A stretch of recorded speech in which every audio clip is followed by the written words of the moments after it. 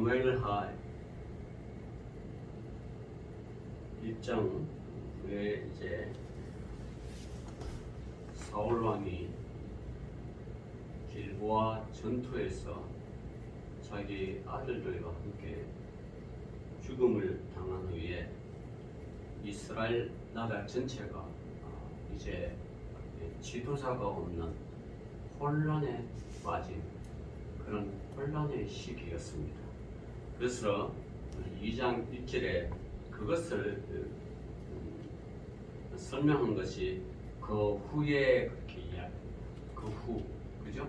길보아 전투에서 사울 왕이 블레셋 사람과의 전투에서 패하여 죽음을 당하고 그 시신들이 또 블레셋 지역에 또 매달려가지고 아주 치욕을 당하는 그 일이 있은 이후 다윗이 하나님께 이제 어떻게 할 것인가 라는 것을 말하고 있습니다.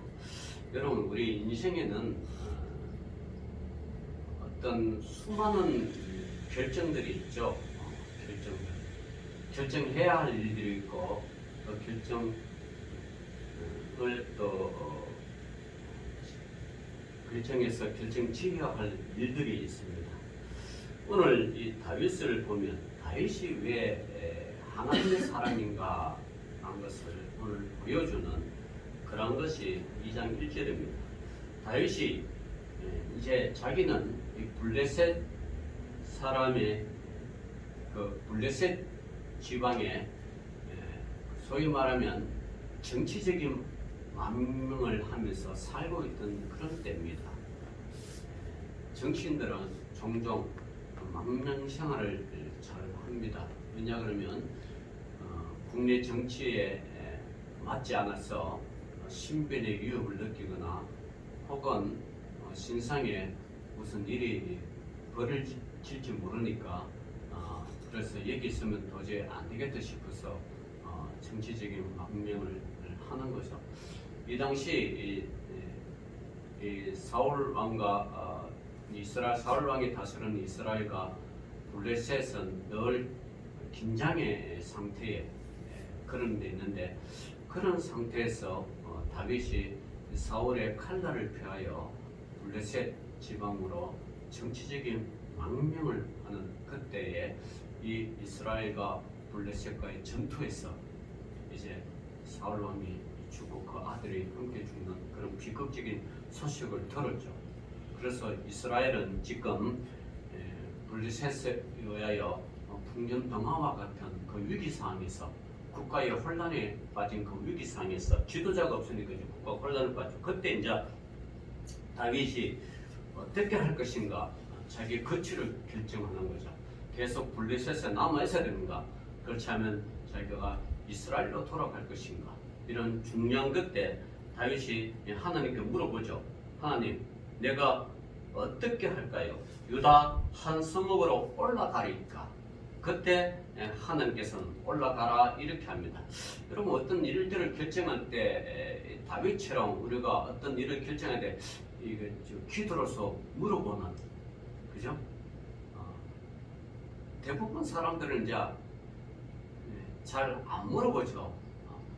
자기가 전후사정 다 판단해가지고 결정해놓고 결정하고 하나님께 통보하는 것으로 하나님 이거 어떻게 할까요?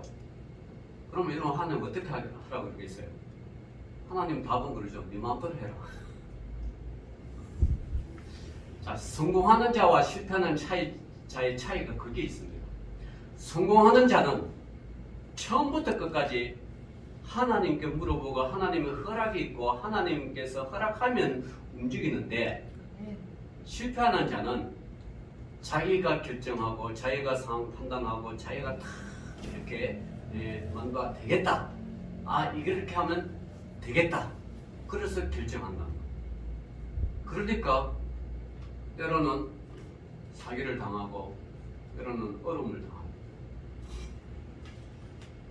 제가 지난주에 우리 대학원 동기 중에서 갑자기 이분이 이제 합천에서 교회 크게 하시다가 어느 날 무슨 이유로 모르지만 다 접고 자기 가족을 데리고 제주도로 내려갔어요.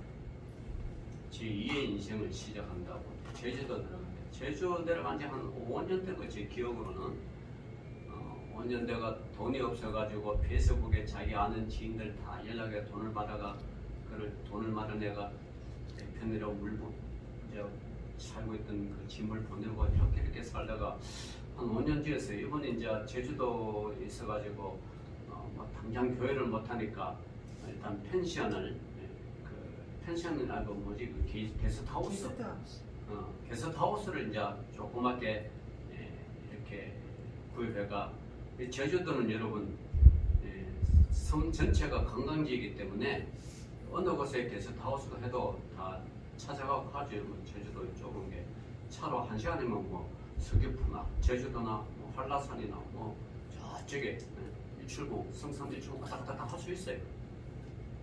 이런 상태에서 이제 제주도의 게스트하우스는 이제 하나 물색하고 주인과의 계약을 했죠. 근데 알다시피 여러분 우리 육지에서는 이게 월세를 내잖아요. 보증금 얼마에 얼마. 근데 제주도는 연세예요. 보증금도 필요 없고 그냥 얼마. 뭐 800만 원이면 800만 원, 1000만 원이면 1000만 원. 그 1년을 계약하는 거예요. 어떻게 해서 그런 풍습이 생기는지는 모르지만 하여튼 제주도 풍습은 1년이에요. 그렇게 해서 이제 옮겨서 게스트하우스 올 때 제가 제주도 갈 때마다 그 친구한테 머물면서 이렇게 했는데 아유 지난주는 갑자기 단체 턱에 문자가 떴어요. 이 목사님이 얼음을 채워가지고 가족은 다 불불이 지금 흩어져 산다. 추정을 해봤습니다. 도대체 무슨 일이 있을까? 무슨 일이 있기에 어떤 일이 있기에 우리 딸이 작년에 신혼여행 갈 때도 웃으면서 맞이했던 그 친구가 무슨 일이 있길래 어떤 일이 있길래 가족이 다 흩어졌을까? 그래가 제가 당사자한테는 좀 물어보기가 그래가지고 우리 그 회장한테 물어보니까 안 받아. 또 아는 친구한테 절친한테 물어봤죠. 그러니까 사기를 당했대요. 그래서 다우스를 하고 이러니까 좀 더 넓게 하고 좀 더 잘하려고 어떤 동업자하고 같이 했는데 이 동업자가 자세히 하면 없지만 어떤 돈을 가지고 태워버렸어요. 그러니까 뭐 완전 일가족이 뭐요 살집도 마련하지 못하고 불불이 흩어져. 아이들은 이제 우리 목사님도 안 돼, 사모님도 안 돼. 그렇게 어려움 처했습니다. 이런 소식을 들어서 제 가슴이 얼마나 참 먹먹한지 한번 생각해봤는데 하나님께서 무슨 뜻이요? 어떤 일이 있었기에 이런 어려움을 당하게 했는가? 그래서 여러분 인생이라는 것은 한치 앞도 알 수가 없어요. 다만 실패를 안 하고 실수를 안 하려면 이 다윗처럼 하나님 내가 어떻게 할까요? 이게 굉장히 중요한 포인트입니다. 자, 여러분 한번 봅시다.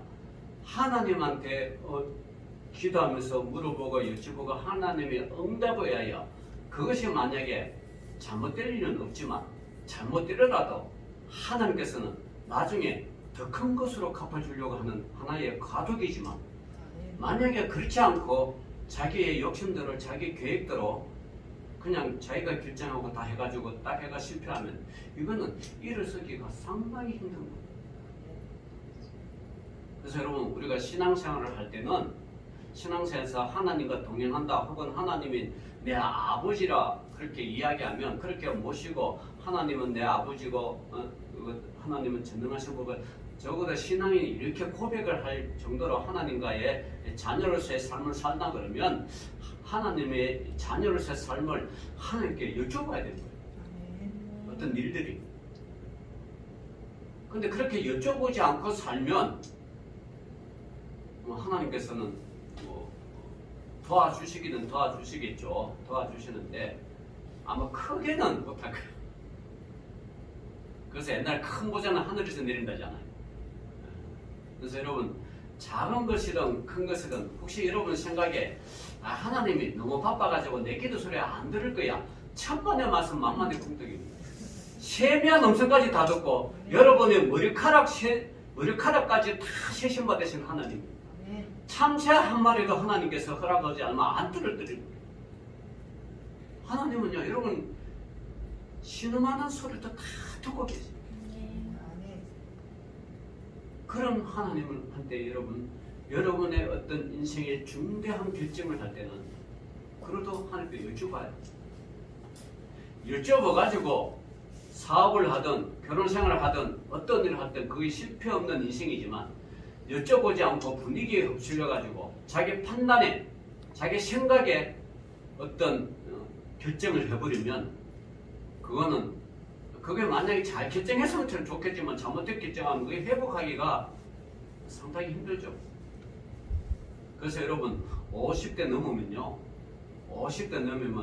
어떤 사업을 하겠다고 인생 마지막 한번 사업하겠다고 그렇게 아무리 결정적인 해도 뛰어들지 마십시오. 만약에 한번 여러분 30대 40대는 뛰어들만 해요. 왜냐하면 인생이 길기 때문에.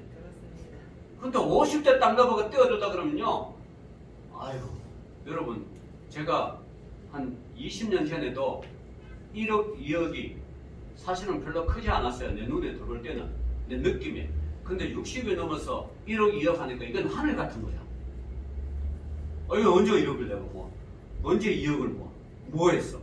몸은 늙어가고 세월은 기다려주지 않고 모든 환경과 여건은 바뀌는데 어떻게? 그래서 여러분 나이가 들면 보수적이 되는 것 같아요. 그러나 여러분 삶의 보수적으로 살아갈지 모르는데 신앙은 여러분 보수적으로 살면 안 돼요. 신앙은 늘 생동감 있게. 그죠? 천년을 하루 갖고 하루가 천년 같은 그런 진보적인 진취적인 삶을 살아야 돼요. 신앙도 여러분 보수적이라 그러면 여러분 신앙도 희망이 없고 우리 해맑은교회도 희망이 없고 한국교회도 희망이 없고 세계교회도 희망이 없어요. 신앙은 진취적으로 생활을 하되 내 삶의 여건 환경은 조금은 보수적으로 가는 게 그게 지혜로운 사람이에요. 지혜로운 신앙. 그래서 제가 제시로는 그 친구 가슴이 아파. 이거 어떻게 할 것인가? 내가 무엇을 어떻게 도와줄까? 100만원을 도와준들 이게 효력이 있는지 1000만원을 도와준들 이거 어떻게 할지 이거 알 수가 없어요. 이런 상태. 그래서 여러분 이 사무엘하 2장 1절 다윗이 하나님께 물어본다는 건 인생의 진짜 그래서 다윗은 내 마음에 합한 자라고 하나님께서 허락한 이유가 여기 있는 거예요. 다윗은 뭘 결정할 때도 항상 하나님께 물어봤어요.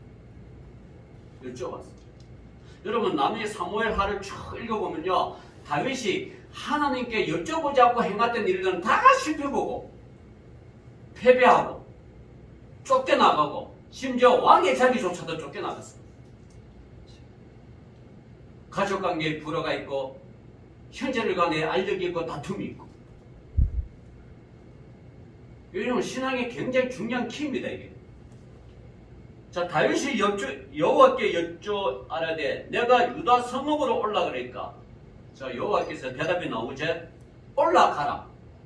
올라가라. 허락이 떨어졌어요. 다윗이 아들에 그러면 어디로 가니까? 이제 구체적인 거 어디로 가면 됩니까? 어디로? 그 많은 이스라엘 땅 중에 어디로 갈까요? 그죠? 어디로 갈까? 아주 구체적입니다. 자 그렇게 물어보니까 하나님이 어디로 가라요? 헤브론으로 갈지입니다.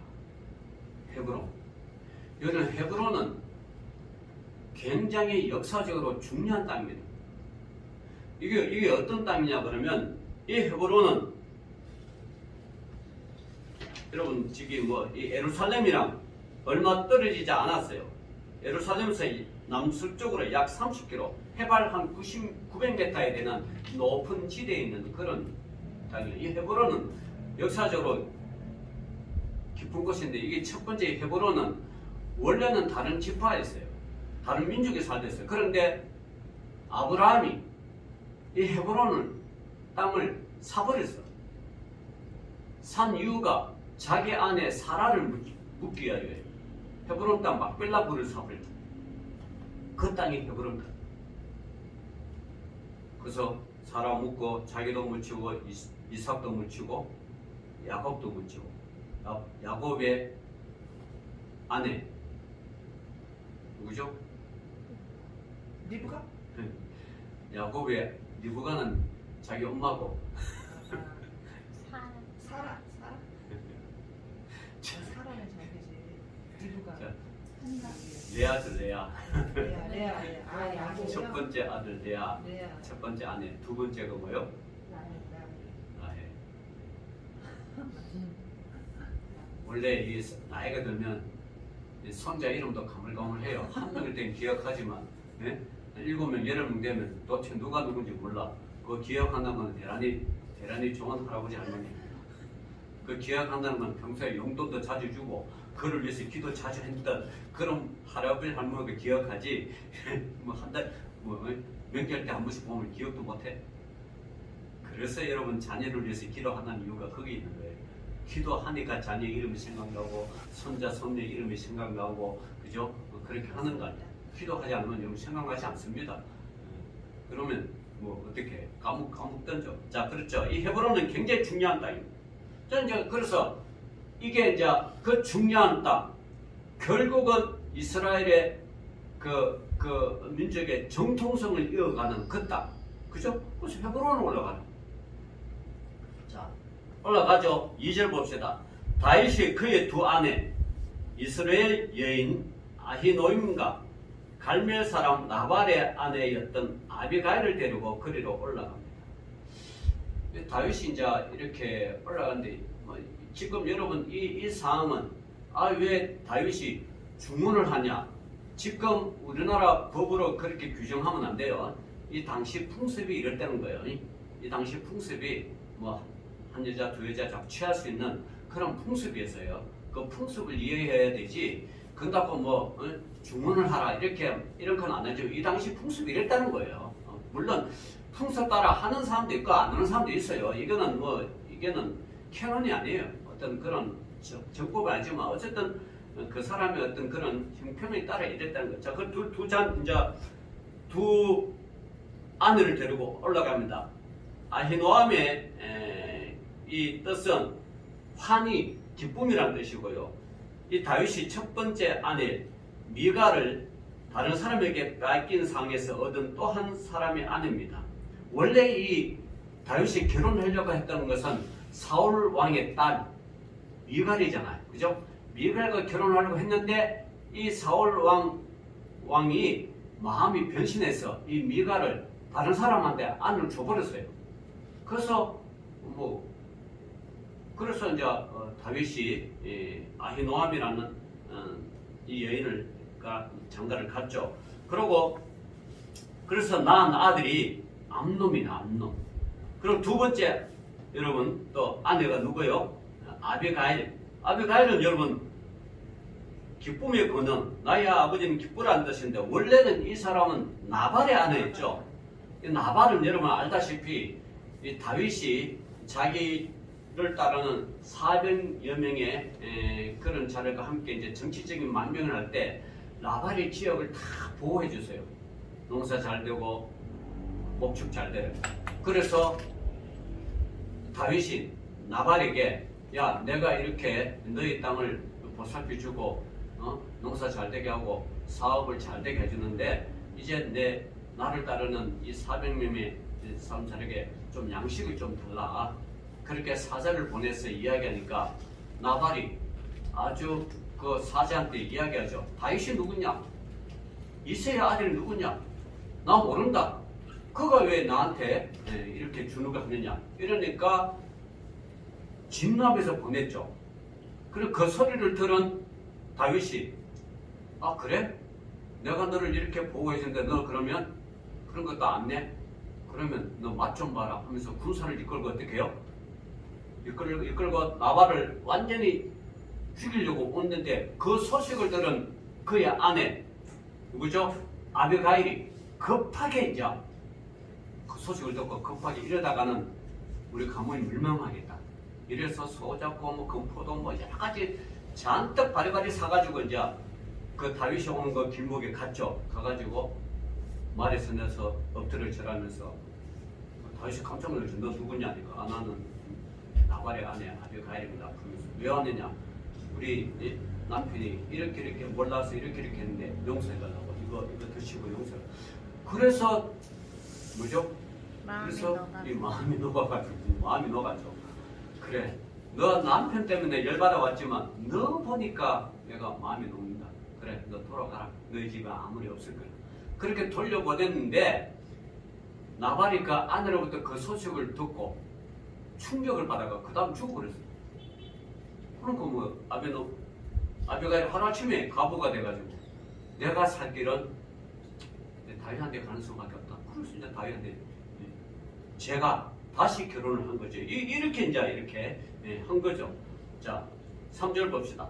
또 자기와 함께한 추장장들과 그들의 가족을 다윗이 다 데리고 올라가서 헤브론 각 성읍에 살게 하니라.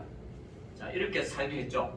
자, 그렇게 다윗이 참 이게 잘하는 이유가 자기를 따르는 사람들을 한 사람도 남김없이 다 챙긴다는 거예요.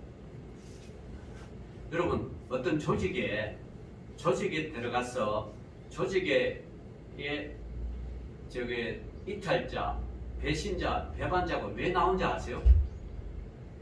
다 안 챙겨줘서 그래요. 섭섭하게 얘기해요.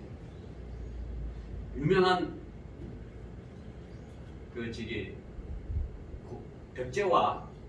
백제와 신라가 싸울 때 저쪽에 그 고령 쪽인가 저쪽에 큰 성이 하나 있었어요. 내가 무슨 성인지 까먹었는데 그 성이 무너지면 백제가 바로 이 신라 수도 경주까지 들어오는데 그 성을 누가 지키냐 그러면 김유신의 사위된 사람이 그 성의 성들을 지켰어요. 그런데 성이 갑자기 무너졌어. 왜 무너졌냐? 김유신의 사위가 다른 여자, 다른 사람의 자기 부하의 아내를 뺏어 버렸어. 그러니까 이 부하가 열받아가지고 백제 사람한테 가가지고 성의 위치, 지도, 사계가 그리고 또 먼저 들어가서 문을 열어줘가지고 성문을 열고 그거 하나쯤 망한 거야. 그러니까 여러분 이 배신자 이런 사람은 어떤 사람은 챙겨주지 않기 때문에 원래 나쁜 마음 먹고 배신되는 사람이 있어요. 사실 여러분 요즘은 국가정보원이 원래는 뭐 한대요? 국가정보원이 원래 뭐 한대요? 국가 안보를 책임지고 우리나라에 없는 간첩을 잡는 게 그죠? 간첩 잡고 군사 기밀 같은 이런 거 이제 다 해가 추적해가 또 국가 정복을 하는 그런 세력을 잡는 게 국가정보원이 할 일이에요. 근데 국가정보원이 남북한의 화해 무대, 물론 완전한 저게 화해는 아니지만 이런 화해 무대가 이제 적응이 되니까 국가정보원이 어떤 일을 하나 그러면 여러분 컴퓨터에 혹은 이메일에 어떤 특정한 단어를 딱 치면요 그것도 반복해서 치면 그게 국정원에 딱 걸리는 거예요. 이 국정원이 이제 어떤 일을 하는가 산업 스파이를 잡는 거예요. 그 우리나라 사람들이 삼성이나 LG 임원들이 정보를 다 기술 최첨단 기술을 이렇게 해가 USB 저장해가지고 딱 가는 그걸 딱 잡는 거예요. 그러니까 이 국가정보원이 지금 산업 스파이잖아요. 옛날에는 간첩 잡았는데 이제 산업 스파이, 산업 감시를 잡는 거예요. 그래서 우리나라 사람들이 그 돈을 더 받으려고 계속 중국한테 그냥 기술을 자꾸 팔아먹는 거예요. 예, 아주 못된 놈들 많아 지금. 우리나라 기술을 지금 중국한테 막 뺏긴 게 지금 이 시간대 일어나는 거예요. 돈을 더 주니까. 여러분 돈에 팔리면 안 돼요. 사람은 돈에 팔리면 안 돼. 인생이 돈에 의해서 좌우되는 게 아니잖아요.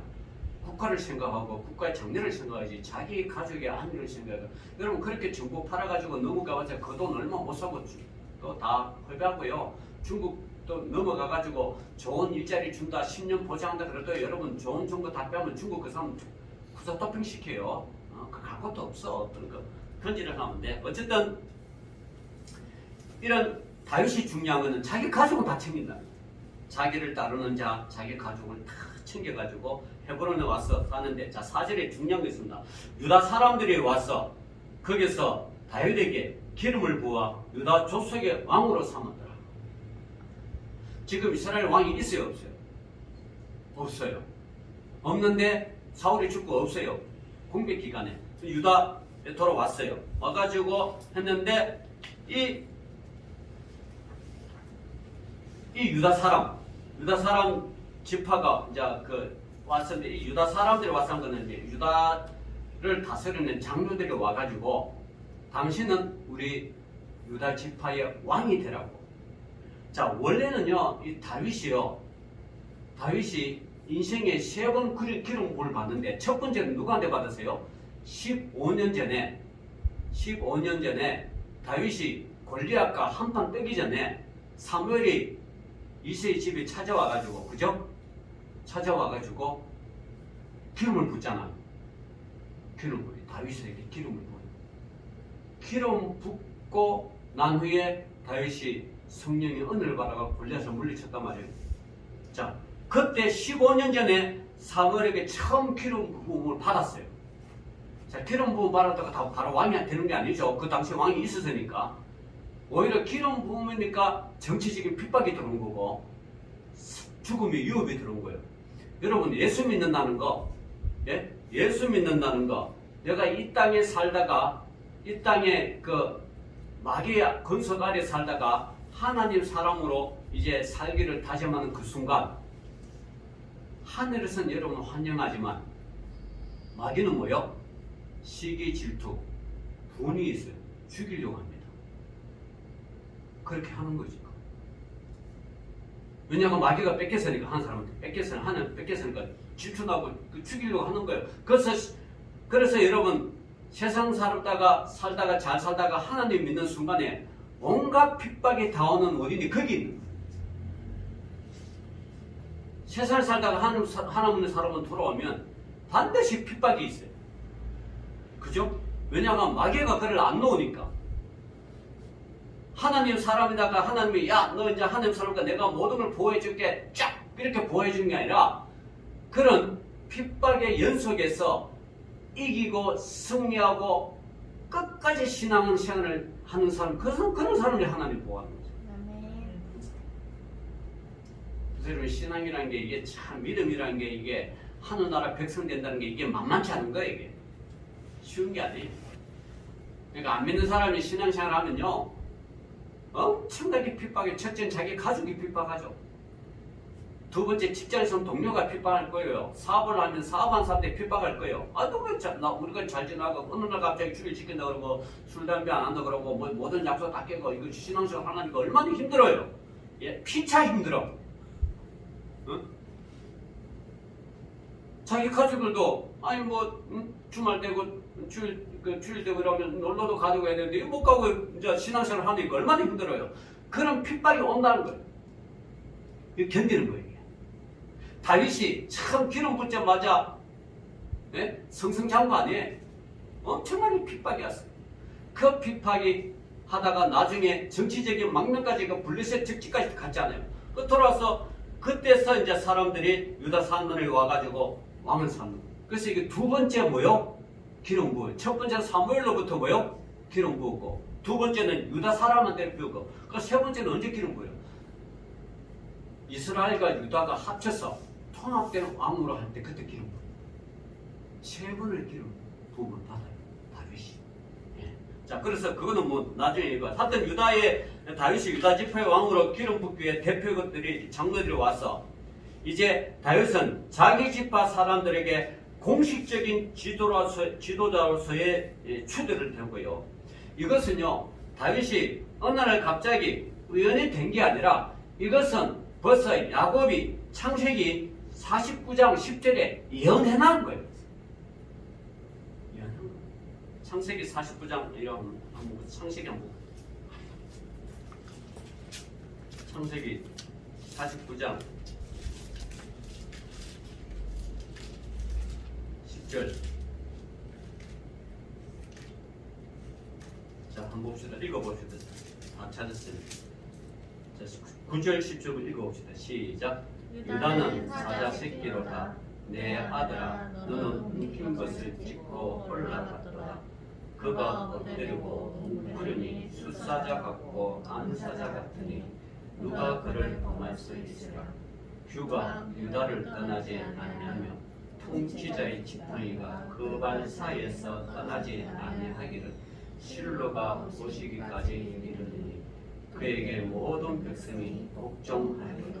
예, 다윗이 자기 아들 유다, 네 번째 아들 유다에게 이런 유언을 남기는 거죠. 여기서 10절에 규가 뭐예요? 규는 왕의 지팡이죠. 왕이 상징하는 그 지휘봉이에요. 그죠? 그러면 규를 찾고 있다는 것은 왕이란 거야, 왕이 아닌 게 왕이라는 거예요. 왕. 그리고 실로가 오기까지 이러지 않는 실로는 여러분, 실로는 사무엘이 살았던 곳이에요. 실로. 이렇게 그러니까 이 예언된 대로, 예언이 된 대로 다윗이 뭐요? 왕이 된 거죠. 그러니까 하나님의 계획은요, 세월이 지나간 어떤 여건이 바뀌든 세월이 지나는데 1.1획도 뭐요? 변하지 않고 그분이 결정하신 거는 때가 되면 반드시 이루어진다. 네.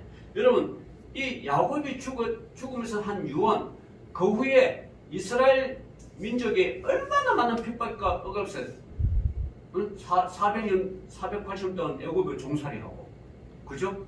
출애굽 후에 또 정복 정쟁하면서 피태지게 싸우고.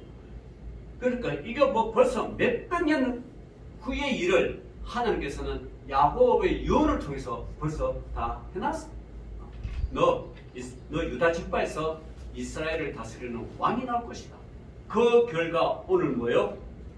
이렇게 지금 예언이 성취되는 거예요. 사무엘하 2장 4절에 예언이 성취되고 나중에 이제 더 확고한 성취가 되는 거죠. 자, 그래서 이렇게 자 봅시다. 4절 보니 중간에 어떤 사람이 다윗에게 말하여 이럴 때 사울을 장사한 사람은 길랏 야베스 사람들이다 하며 다윗이요 기름 부고 왕이 되고 유다 왕이 되고 해서 제일 먼저 한 일은 뭐냐 하면 사울 왕을 장사한 길르앗 야베스 사람들의 그 노고를 지금 뭐요 치하해주고 그들에게 전령을 보내고 오라 그래가지고 그 사람들을 뭐요 축복하고 그 은혜를 베푸는 그런 것을 가장 먼저 했다. 사울이 다윗이. 그러니까 다시 말하면 분열된 이스라엘 나라의 백성들을 통합하는데 앞장섰다. 그래서 여러분 내년에 우리나라가 대통령 선거 뽑는데 꼭 그 나오는 그 저기 후보자 중에서 항상 하는 말이 있어요. 사회적인 통합. 사회적인 통합. 그렇게 수없이 연주가치도 통합하면 또 흩어지고 통합하면 흩어지고 인간이 죄된 습성을 가진 인간이기 때문에 어쩔 수 없는 거예요. 통합하면 흩어지고 통합하면 그러니까 맨날 나와서 통합하지. 어쨌든 그래. 자, 다윗이 가장 먼저 했는 것은 그 옛날 길란 야베스 사람들이 그 블레셋 그 군사들의 사기 등등한 그것을 물리치고 그 뭡니까 사울왕과 그의 아들들을 다 밤에 몰래 가가지고 그죠 시체를 다 해가지고 그렇게 묻어준 거 그거 여러분 어정한 용기가 없으면 그거 못하죠. 이 길란 야베스 사람들은 자기들이 자기 족속들이 죽음을 무릅쓰고 한 거예요 지금. 물론 그 이유는 예전에 길란 야베스 사람들이 암몬 사람으로부터 침략을 당했을 때 사울 왕이 그 암몬 사람의 유혹으로부터 길란 야베스 사람들을 구해줬어. 그러니까 다시 말하면 은혜가 왔다 갔다 한 거예요. 은혜가 왔다. 우리 사람들은 이런 은혜를 잊어버리면 안 되죠. 그죠? 은혜 잊어버리면 안 돼. 그래서 옛날 우리 속담 거죠. 은혜는 바위에 새기고 원수는 물에 흩어버리자. 이거 반대로 하면 안 돼요. 네? 원수는 가슴에 새기고 은혜는 흘려버리면 안 돼요. 바로 해야 돼요. 은혜는 가슴에 새기고 은혜는 돌격체로 이렇게 하여튼 가슴에 새기고 나한테 해로운 사람들은 원수들은 물처럼 흘러보내야 돼. 여러분 소도 물 흘러보내는 물 기억하는 사람은 별로 없잖아요. 그걸 찾으려고 하는 사람은 없잖아요. 예? 예, 그렇게 흘러보내세요. 그게 여러분 여러분 참 우리 믿는 사람에게 보내야 돼요. 거꾸로 하면 안 돼. 거꾸로 하면 괴로우면 생겨. 그 사람 사는 내내 괴롭다. 그걸 못 잊어가지고 그 원수를 못 잊어가. 계속 괴로움을 당해. 그러니까 우리 하나님은 그날의 감정은 그날에 다 풀으라. 예? 예, 풀어야 돼요. 밤이 맞도록 그 가지고 있으면 안 돼요. 예, 다 풀어야 돼. 예. 이렇게 말했는데도 안 풀어가지고 말이야. 어? 누가 나한테 어떻게 했지? 그거 기억하면 안 돼요. 그러니까 여러분에게 도움을 줬던 사람, 여러분에게 은혜를 베풀었던 사람, 그런 사람들을 기억하면서, 예? 그런 사람들을 연락하고 찾아가고 뭐 선물을 보는 거 이렇게 지내는 거예요. 길르앗 야베스 사람이 그렇게 행동했기 때문에 다윗이 왕이 된 후에 가장 먼저 길르앗 야베스 사람들에게 찾아가서 은혜를 베푼다. 자, 그러니까 이거 한번 봅시다. 5절에 다윗이 길르앗 야베스 사람들에게 전령들을 보내어 그들에게 이르되 너희가 너희 주 사울에게 이처럼 은혜를 베풀어 그를 장사하신 여호와께서 복을 받을지어다. 너희가 이 일을 하였으니 이제 여호와께서 은혜와 진리로 너희에게 베푸시기를 원하고 나도 이 선한 일을 너희에게 갚으리니. 원래 이 사울이 길르앗 야베스 사람에게 갚을 이유가 하나도 없어요. 없는데도 불구하고 그죠? 이렇게 해준다는 거죠. 자, 여러분 여기서 은혜와 진리, 은혜란 말은요, 여러분 우리가 새겨야 되는 그 은혜는 히브리어로 헤세드입니다. 헤세드는 단순한 용서와 간용이 안 하고 내 용서해줄게 관용 베푼 게 아니고 여러분 잘 들으세요. 이 은혜 헤세드라는 것은 이 말은 근본적인 뜻은 뭐냐 그러면 하나님 자신이 계약에 근거해서 그의 백성들에게 베풀어주는 사랑이에요. 사랑. 여러분 우리가 하나님 앞에 사랑받는 이유 왜 그럴까요? 왜 죄된 우리가 하나님 앞에 사랑받는 이유가 뭐예요? 우리가 그의 아들 십자가에 달리신 그의 아들 예수 그리스도를 믿었기 때문에 그와의 계약에 의하여 뭐요? 우리가 하나님 앞에 사랑을 받는 거예요. 네. 원래 우리 사랑을 줄 필요가 없죠. 근데 그분의 아들을 우리가 믿기 때문에 그분의 아들을 믿는 것은 그를 믿는 것은 뭐요? 나를 믿는 것이라고 계약을 했기 때문에 그래서 하나님께서 우리를 사랑하는 거예요. 여러분 어디서 뭘 하든가 그저 그냥 은혜라고 용서와 간용이 아니고 계약에서 이 계약은 뭐요? 잘 들어봐요. 계약은 내 형편이 바뀌었든지 상황이 바뀌었든지 어떤 거 바뀌었든지 바뀐 게 따라 변하는 게 아니에요. 바뀌든 안 바뀌든 계약에 의해서 하는 거예요. 아시겠어요? 그게 계약이에요. 그 용서와 간용이란 거는 뭐예요? 바뀌는 상황에 따라 바뀌면 할 수도 있고 안 할 수도 있다는 거예요. 그러나 계약은 아니에요. 그게 하나님의 사랑의 계약이 그게 헤세드 은혜라는 거예요. 자, 그럼 진리는 뭐예요? 진리는 에메드라는 히브리어인데 하나님께서 약속에 대한 진실성의 보증입니다. 그래서 은혜와 진리라는 거예요. 그래서 그 약속은 꼭 하나님께서 신실히 지키겠다라는 거죠. 결국 다윗은 길르앗 야베스 사람들이 하나님의 품 안에서 계속적으로 거하는 가운데 그분의 변함없는 은혜와 축복을 덧입기를 그렇게 기원하는 거죠. 그래서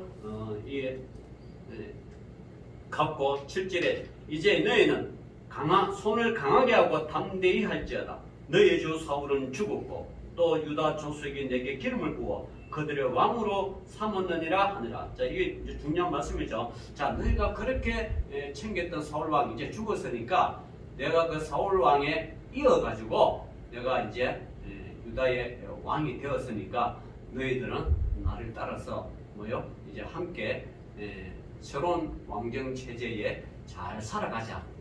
이걸 지금 이야기하는 거예요. 지금 이런 8절부터 또 다음 편인데 어쨌든 다윗이 말씀을 드리겠습니다. 다윗은 무엇 일을 결정할 때 반드시 하나님께 물어보고 그리고 두 번째 다윗은 자기들을 따르는 사람을 끝까지 잘 챙겨줍니다.